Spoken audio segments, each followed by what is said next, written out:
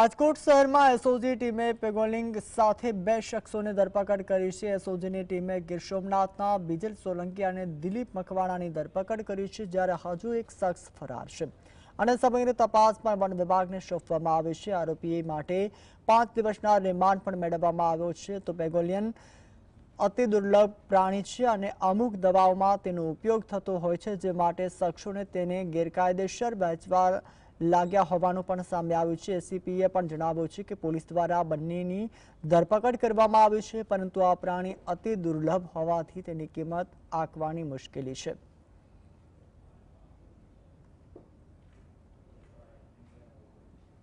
તેની થોડી કડક પૂછપરછ કરતા તેને જણાવ્યું કે ગીર સોમનાથ જિલ્લાના ઘાટવડ ગામે આ પેંગોલિનને એક ઓરડીમાં રાખેલ છે।